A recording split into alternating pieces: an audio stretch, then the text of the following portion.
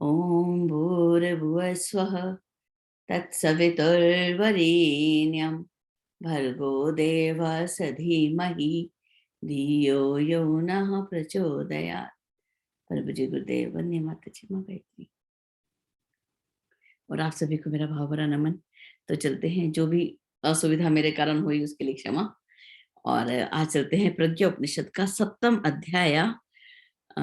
ये कौन सा है? हाँ, प्रज्ञा उपनिषद चतुर्थ मंडल 7वां अध्याय, और उसका नाम है प्रज्ञा अवतार प्रकरण। अब हम बात करेंगे आज के अवतार के ऊपर। हम लोग जानते हैं कि जब जब धर्म की हानि हुई तब तब ईश्वर जो है वो अवतार लेकर धरती पर आए। तो उसी के संदर्भ में हम देखते हैं आज आचार्य जी हमें क्या बताते हैं कि प्रज्ञा अवतार प्रकरण। आज सत्र का अंतिम दिन था। जिज्ञासु मुनि मनुष्यों को अब तक की उपलब्धियों पर बड़ा ही संतोष था। वे आज और भी अधिक महत्वपूर्ण विचार संपदा उपलब्ध करने की आशा लेकर नियत समय पर उपस्थित हुए। अब सभी इकट्ठे हो गए कि देखिए आज हमें क्या मिलता है।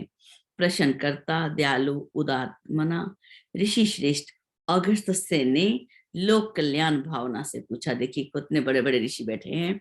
अगस्त्य ने पूछा, किससे? कात्यायन ऋषि यहाँ बैठे हैं सत्र अध्यक्ष के रूप में। उनसे पूछा, हे देव, सामान्य विकृतियों और विपन्नताओं का निराकरण तो सुधारक महामानवों के प्रयत्नों से होते रहते हैं, परंतु कई बार ऐसी विषम विभीषिकाएं उपस्थित होती हैं जिनमें कोई समाधान दिखाई नहीं देता। सुधारकों के प्रयत्न विफल होने लगते हैं और सर्वनाशी विनाश सामने खड़ा दिखाई देता है। देव, इन दिनों की परिस्थितियां देखकर लगता है खंड प्रलय का भयंकर समय आ चुका है। कि इसमें क्या समझ आया कि जो हम देखते हैं कि जो समाज के अंदर विकृतियां आई, जो विपन्नता आई, जो समस्या आई, उनको सुधारा किसने? जो सुधारक हुए, महामानव हुए, वो सुधारते ही रहते हैं। लेकिन ऐसी ऐसी भी कई, जैसे अभी कोरोना की बेला आई तो ऐसा लगता था इसका निवारण कैसा होगा। कहीं खंड प्रलय का समय तो नहीं आ गया? कहीं ऐसा तो नहीं कि अब कोई बचेगा नहीं? ये समय रुक सा क्यों गया? सब कुछ बंद क्यों होता जा रहा है? तो ऐसे जो प्रश्न आने लगते हैं तब उस समय के संदर्भ में खंड प्रलय का भयंकर समय तो नहीं आ गया। तो ये जो समस्याएं हैं इनके निराकरण के लिए हम आगे और पढ़ते हैं श्लोक नंबर 8 में। मानवीय अनाचार से रुष्ट प्रकृति के अनेका अनेक प्रकोप बरसने लगे हैं। इस प्रतिकूलता का सामना अल्पज्ञ और अल्प शक्ति वाला शुद्र मनुष्य किस प्रकार कर सकेगा? उसने तो विज्ञान के वरदान तक को अपनी दुष्प्रवृत्तियों के कारण सृष्टि विनाशक अभिशाप जैसा बनाकर रख दिया है। इन परिस्थितियों में व्यक्तियों का, समाज का, विश्व का भविष्य अंधकार में ही दिखाई पड़ता है। हे देव, बताएं यह संकट टलेगा या नहीं? कहीं महाप्रलय का समय तो नहीं आ गया? त्रिकालदर्शी सत्र अध्यक्ष महामुनि कात्यायन भविष्य की चिंता से बोले। अब यहाँ पर वो है, हमें एक चिंता दिखाई दे रही है ऋषियों की। ऐसा चिंतन दिखाई दे रहा है कि प्रकृति जो है वो हमसे रुष्ट हो गई है मानवीय अनाचार से, और अनेक प्रकार के जो है प्रकोप जो है वो बरसने लगे हैं। किस प्रकार से? जो समय पर वर्षा होनी चाहिए थी वो होती नहीं, और जब फसल के पक के खड़ी हो जाती है तब वर्षा हो जाती है। ये कैसा प्रकृति का भेदभाव कि उस समय होनी चाहिए था। तो ये जो मनुष्य का जो अनाचार था, इससे जो प्रकृति जो है हमें रुष्ट होती दिखाई दे रही है। और इस प्रतिकूलता का सामना अब मनुष्य कैसे कर सकेगा? तो यहाँ जो चिंता है, ये संकट टलेगा या नहीं? अगस्त्य ऋषि जो है कात्यायन ऋषि से पूछते हैं। तो आगे देखते हैं कात्यायन ऋषि अब हमें क्या बताते हैं श्लोक नंबर 14 में।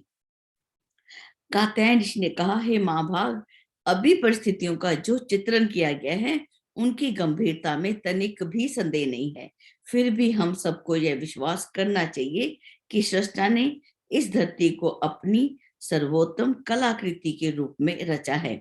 मनुष्य की संरचना ही इस प्रकार की गई है मानो वह सृष्टा का दृश्यमान स्वरूप ही हो। ऐसे सृजन को सृष्टि का कर्ता व नियंता प्रभु नष्ट नहीं होने दे सकते। अब देखिए यहाँ पर बोलते हैं कि भगवान ने जो अभी जो आपने सब कुछ बताया उसमें संदेह नहीं है कि सच में जो प्रकृति है वो मनुष्य से रुष्ट हो चुकी है। लेकिन फिर भी हमें विश्वास करना चाहिए कि जो ईश्वर ने मनुष्य को कैसे बनाया, सबसे उत्तम कलाकृति के रूप में बनाया, और उसके अंदर सारी शक्तियां जो हैं बीज रूप में भी डाली।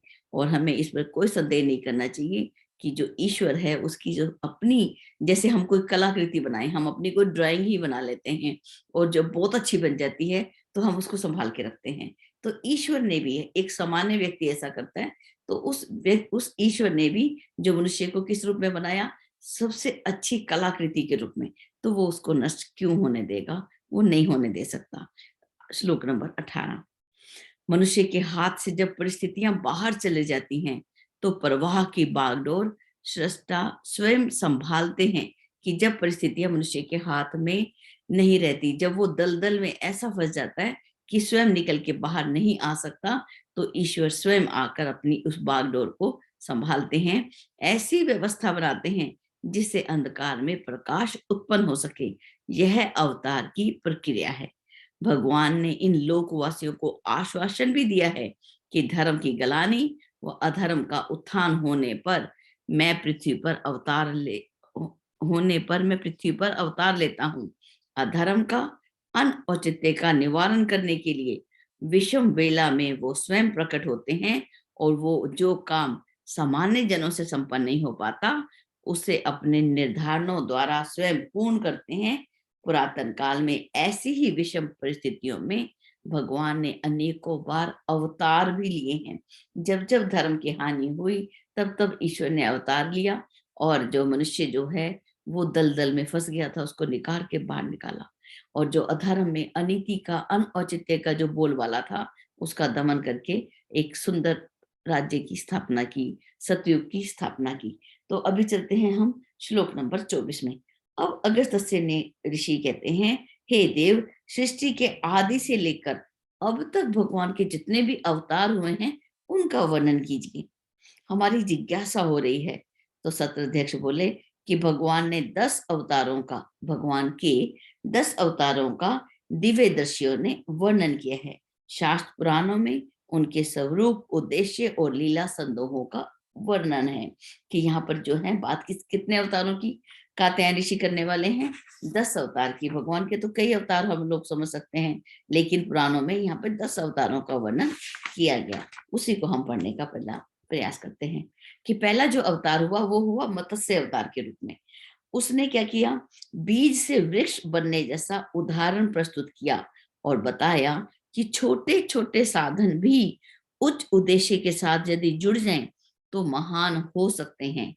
जिस प्रकार से राज ऋषि सत्यव्रत के कमंडल में रखी मछली समुद्र जैसी सुविस्तृत हो गई थी।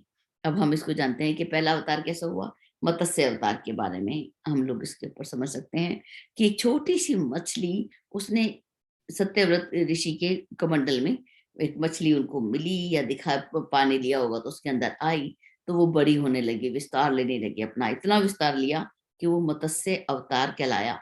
कि उनका बताने का अभिप्राय कि एक छोटा सा बीज भी वृक्ष बन सकता है। ऐसा ही छोटा सा जीव है, छोटा सा प्राणी है, छोटा सा मनुष्य है, यदि उसका उद्देश्य महान है, वो तो वो कैसे बन सकता है? छोटे से भी महान बन सकता है, जैसे एक बीज एक वृक्ष बन सकता है। जो दूसरा अवतार है कच्छप अवतार, उसने सहयोग किया और श्रम से संपदा होने का सिद्धांत समझाया। ये सारे जो अवतार हुए, यहाँ आचार्य जी हमें क्यों बता रहे हैं कि हम इनसे सीखें कि उस समय एक मछली अवतार बन के आई, इस समय एक कछुआ कच्छप के रूप में अवतार हुआ। उसने क्या किया? सहयोग किया और श्रम से संपदा होने का सिद्धांत समझाया। जब देवता और असुरों को मिलजुल कर समुद्र बंधन के लिए उकसाया, श्रेय उन्हें दिया और स्वयं अप्रकट रहकर मंदराचल का सारा भार अपनी पीठ पर उठाते रहे। प्राणी मात्र के प्रति हितैषी दृष्टि रखना श्रेष्ठों का कर्तव्य है। अब यहाँ पर दूसरा अवतार कौन सा हुआ? कच्छप अवतार हुआ। उसके अंदर कैसे हुआ था कि जब देवता और असुर, इनके अंदर युद्ध हुआ, इनके अंदर परस्पर युद्ध होते रहते थे, तो कच्छप अवतार ने उनको प्रेरित किया कि तुम समुद्र मंथन करो, समुद्र मंथन से जो भी मिलेगा तुम दोनों बांट लेना। तो उस समय समुद्र मंथन हुआ, तो भगवान ने कच्छप के रूप में, जो कश्यप कछुए के रूप में अवतार लिया और मंदराचल पर्वत, अब समुद्र के अंदर कोई तो आधार होगा जिसके ऊपर वो मथनी रखी गई, जिससे उसको दही को जैसे हम मथ लेते हैं, समुद्र का मंथन हुआ, उस एक आधार तो रखा गया। तो वो एक कच्छप अवतार के रूप में उन्होंने सारा बोझ जो था, सारा जो वजन था उसका, वो अपनी पीठ पर उठाया। तो अपना सहयोग दिया और अपना अपने श्रम दिया और स्वयं को अप्रकट रखा। और हम लोग क्या करते हैं कि हमको अपने आप को प्रकट कर देते हैं और सबको पीछे कर देते हैं। यहाँ पे भगवान ने हमें स्वयं अप्रकट रहकर मंदराचल का सारा भार अपनी पीठ पर उठाते रहे, ऐसा उदाहरण दिया। प्राणी मात्र के प्रति हितैषी दृष्टि रखना श्रेष्ठों का कर्तव्य है। यहाँ पर देवताओं को भी साथ में लिया, दानवों को भी साथ में लिया, हम विद्या को भी साथ में लें, शिक्षा को भी साथ में लें, हम अध्यात्म को, जगत को भी साथ में लें, हम संसार को भी साथ में लें। दोनों को साथ लेकर चलना है, दोनों में बैलेंस होकर चलना है। जब हमें कोई परिस्थिति हमारे जीवन में आती है तो हमने उसको पॉजिटिव भी सोचना है, उसका नेगेटिव भी सोचना है, दोनों पक्ष सोचने हैं। केवल पॉजिटिव पॉजिटिव सोचते रहे, ओ भाई पॉजिटिव सोचा, कोई नहीं आएगा, अरे कुछ नहीं, दरवाजा बंद मत करो, अपनी सुरक्षा का ध्यान नहीं करा, सावधानी नहीं बरती, जहां सावधानी हटी दुर्घटना घटी। तो बिल्कुल पॉजिटिव और नेगेटिव दोनों को लेकर चलना है। संसार को अगर लिया है तो अध्यात्म को भी लेकर चलना है। दोनों के अंदर हमें एक समन्वय लेके चलना, जो कि देवताओं और दानवों को इसी रूप में हम समझ सकते हैं कि दानव के अंदर कोई ऐसा नहीं होता कि उसके बड़े बड़े सींग होंगे या बड़े बड़े दांत होंगे या बड़े बड़े नाखून होंगे। वो तो हमें सिर्फ दिखाया जाता है अस्वच्छता के रूप में, अव्यवस्था के रूप में दिखाए जाते हैं इस तरीके से। आगे चलते हैं, श्लोक नंबर 32। 32 में अवतार हुआ वाराह अवतार। वाराह अवतार के अंदर भगवान ने क्यों अवतार लिया कि हिरण्याक्ष की जो इतनी जो संचय प्रवृत्ति थी, उसने सारा धन अपने पास इकट्ठा कर लिया, तो वहां पर मल युद्ध किया। वाराह किसको बोलते हैं, हम समझ सकते हैं कि उसको हम अपने जो भाषा में बोलते हैं उसमें सुअर को बोल सकते हैं, लेकिन यहाँ पे वाराह अवतार किसी को भी हम छोटा या बड़ा नहीं समझे, अरे ये कितना तुच्छ प्राणी है, वो तुच्छ प्राणी के अंदर ही वाराह अवतार लेकर ईश्वर ने लिया। और यहाँ पर सीधा युद्ध हुआ हिरण्याक्ष से। हिरण्याक्ष किसका, जिसको केवल उसकी अक्ष, अक्ष मैंने आंख, उसकी आंख कैसी थी, उसको सिर्फ सोना ही सोना दिखाई देता था, धन ही धन, धन के अलावा उसको कुछ दिखाई नहीं देता था। ना उसमें प्रेम था, ना आत्मीयता थी, ना सहकार था, ना उदार था, ना सत्य था, ना विवेक था उसके अंदर, ना संयम था, ना कर्तव्य पालन था, कुछ भी नहीं था। एक हिरण्य जैसी, हिरण्य सोने को बोला गया, सोने की वो जो आंख थी, उसी में उसका धन लगा के उसने सारा धन इकट्ठा किया। तो भगवान ने अवतार लेकर सीधा मल युद्ध किया और उसके आधिपत्य का शमन किया और धरती की संपदा सर्वसाधारण के लिए दयालु प्रभु ने सुलभ करा दी। 34वां श्लोक, चतुर्थ अवतार था नरसिंह अवतार। नरसिंह अवतार ने क्या किया, जिन्होंने काल के प्रभाव से सद आशता के दुर्बल पड़ने पर उसका पुष्ट पोषण किया। किसका, सदाशता, सहकार, परमार्थ, प्रेम, जितने हमारे आशय जीवन से संबंधित सब दुर्बल देखी, ईश्वर के प्रति प्रेम ही खत्म होता जा रहा था, समाप्त होता जा रहा था, तो उसका पुष्ट पोषण किया। बार बार नीति मत्ता के प्रतीक पक्षधर प्रहलाद को बचाया। किसकी रक्षा की, नीति, चाहे वो नाम हम प्रहलाद का लेते हैं, लेकिन यहाँ पर उन्होंने नीति की सुरक्षा करने के लिए ईश्वर ने अवतार लिया। प्रहलाद जो प्रतीक बना उसका प्रहलाद बचाया और अंत में महाबली हिरण्यकश्यप का दमन करके उसके स्थान पर सतपात्र प्रहलाद को बिठाया। जो भी असुरता की ओर जाएगा, ईश्वर यदि स्वयं हम खत्म कर लें, अपने अंदर के हम नेगेटिविटी को खत्म कर लें, अपने अंदर के जो असुर हैं, जो बिल्कुल छुपे हुए हैं, जो बिल्कुल भी दिखाई नहीं देते, उनको हम समाप्त कर दें। वो कौन से बताए थे आचार्य जी ने यहाँ पर, असुर कौन से बताए थे, अज्ञान, अपने अंदर के अज्ञान को हटा देना, अपने अंदर के अभाव को हटा देना, अपने अंदर की जो है हम अनौचित्य, जो भी बुराइयां हैं, दुष्प्रवृत्तियां हैं, उनको ढूंढ ढूंढ के निकालना। और यदि हम नहीं निकालते तो पुलिस पकड़ के ले जाती है और जाकर जेल में बंद कर देती है। तो वो ईश्वर ने ऐसी व्यवस्था बनाई है। तो यहाँ पर भी जब वो हिरण्यकश्यप नहीं मान रहा था तो भगवान को स्वयं आने पड़ा, क्योंकि वो इतना बलशाली था कि सरकार की जो व्यवस्था थी उससे वो कंट्रोल में नहीं आ रहा था। तो ईश्वर स्वयं अवतार लेकर उन्होंने प्रतीक रूपी, जो नीति रूपी जो प्रहलाद है, जिसने अपने जीवन को नीति में बिताया, सदाचार में बिताया, ईश्वर की भक्ति में बिताया, तो उसकी रक्षा के लिए भगवान एक नरसिंह के अवतार के रूप में आए, क्योंकि उसको ऐसा वरदान मिला था कि वो किसी के मारे ना मरे। तो उस समय भगवान ने एक नया ही रूप धारण किया, नर और सिंह का। पंचम अवतार बहुत ही सुंदर, वामन अवतार। वामन अवतार की जो हिंदी मूवी बनी हुई है, उसका एक जो गाना है, तेरे द्वार खड़ा भगवान भगत भर तेरे झोली, मुझे बहुत ही अच्छा लगता है उसका वो गीत। और वामन अवतार का जो किस प्रकार से यहाँ पर पांचवा अवतार वामन हुआ, उसमें क्या हुआ था, उन्होंने असुरों की प्रसुप्त सद्भावना जगाई। बलि किस उसमें आते थे, एक राक्षस कुल में आते थे, उनके गुरु कौन थे, शुक्राचार्य, ये दानव कुल में आते थे, और वैभव को जनहित में विसर्जन करने में सफलता पाई। क्या पाया, उन्होंने उनसे मांगा दान के रूप में कि तेरे द्वार खड़ा भगवान, अब तो मुझे दे दे। तो इस प्रकार से असुर से राजा बलि, जिनके अंदर एक अहंकार था कि मुझसे जो मांगोगे मैं देता हूँ, एक दान का जो अहंकार था, उसको दान को जो है एक सद्भावना के रूप में उन्होंने लिया, और 3 पग भूमि मांगकर भगवान ने इतना बड़ा अपना रूप बनाया। और उनका अंदर की जो सोई हुई सद्भावना थी, उस समय शुक्राचार्य मना भी कर रहे थे कि नहीं देना, ये तो विष्णु स्वयं आके खड़े हैं, क्योंकि गुरु वो तो जानते थे कि भगवान स्वयं आए हैं।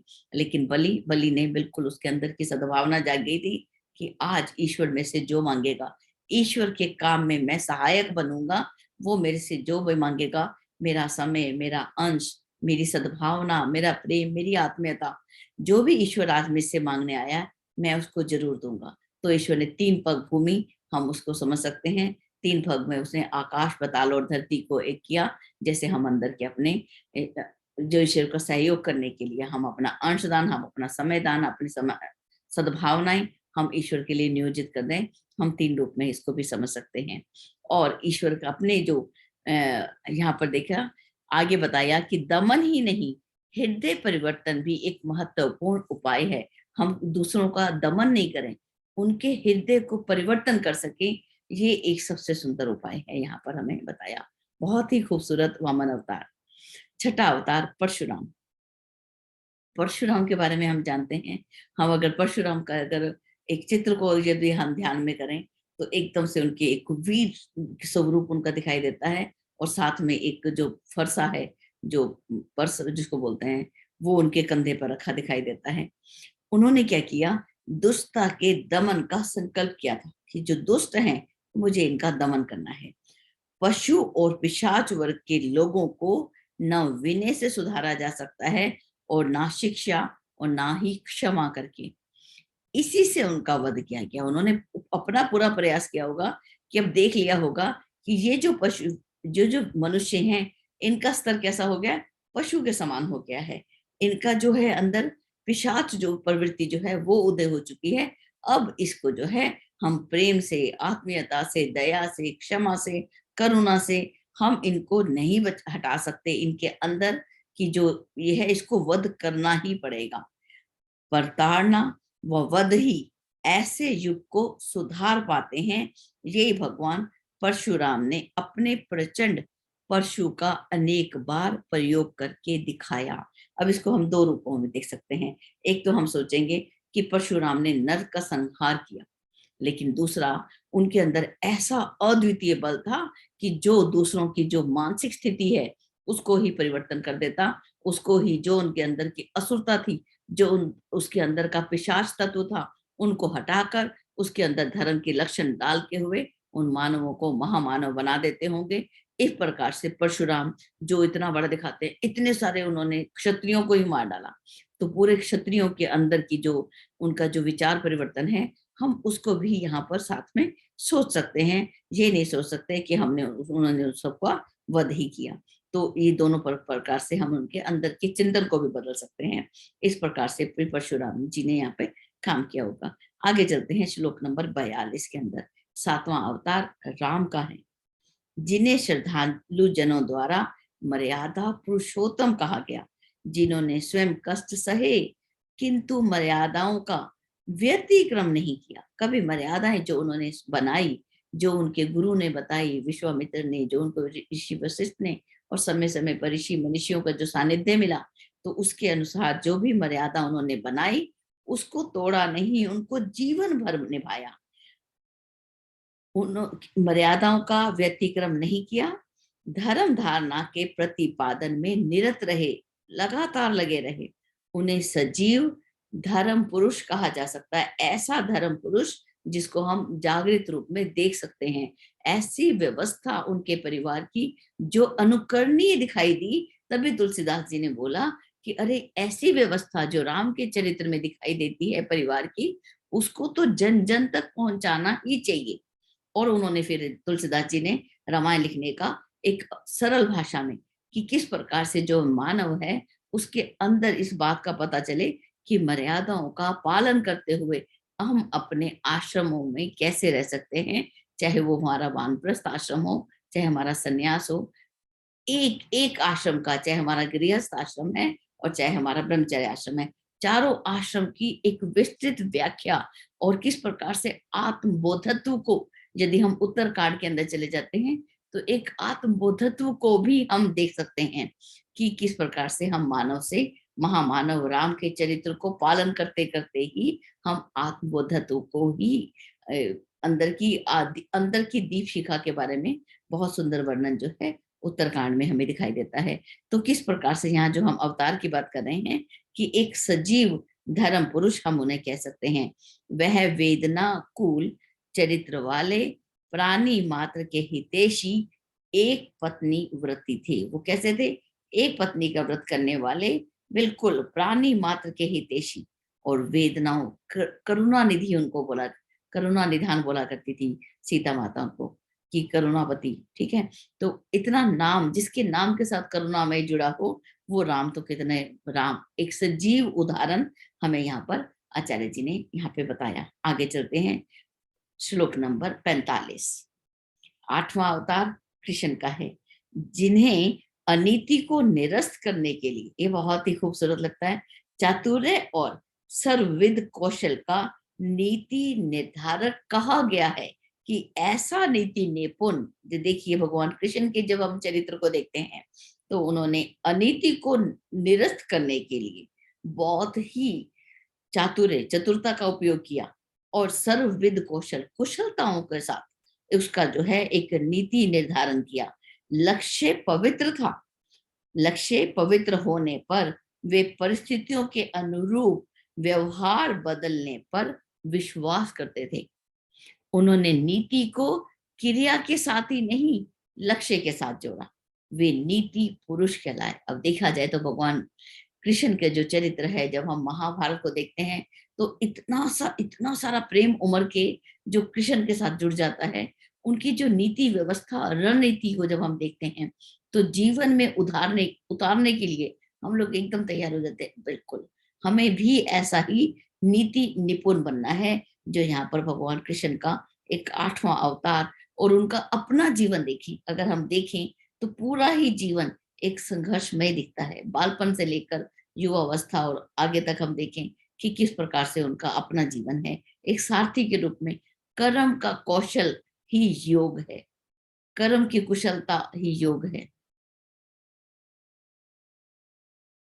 गीता का इतना सुंदर जो पाठ वो कृष्ण के मुख से ही हम सुनकर कैसा अच्छा लगता है।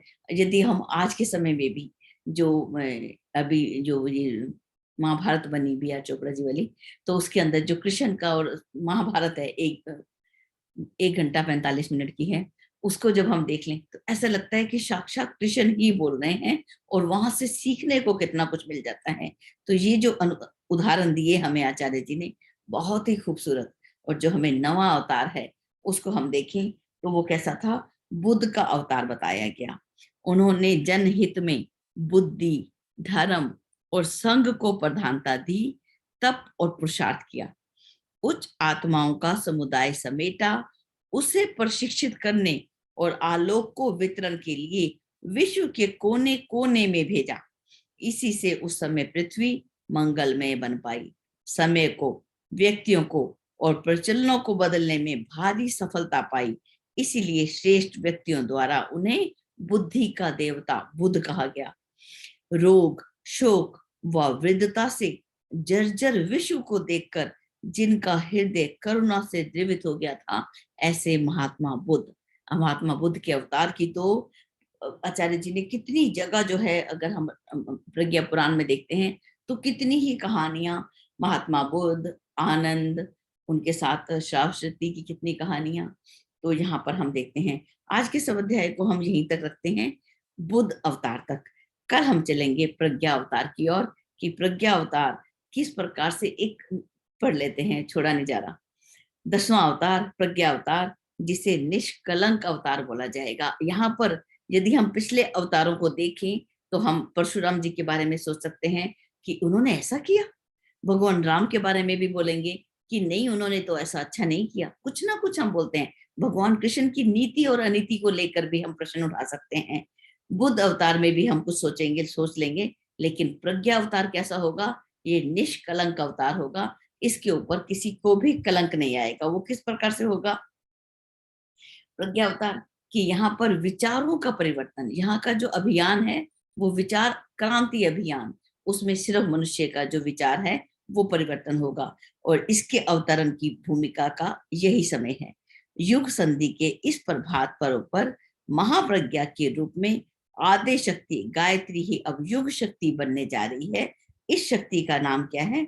ये अवतरण का जो समय है, आचार्य जी ने लिखा है, ये सही समय आ चुका है। ये युग संधि का समय है। ये कौन सा समय है? युग संधि का ये प्रभात पर्व है। इस समय पर कौन सी अवतरण हो रहा है? महाप्रज्ञा के रूप में आदि शक्ति गायत्री ही अब युग की शक्ति बनने जा रही हैं। ये 10वां अवतार जो है, निष्कलंक अवतार के रूप में इसे कल्कि अवतार भी बोला गया। तो आज के सब अध्याय को हम यहीं तक रखते हैं। आगे हम लोग अपने विचारों के क्रम में बातचीत करेंगे और आधा पाठ हम कर लेते हैं।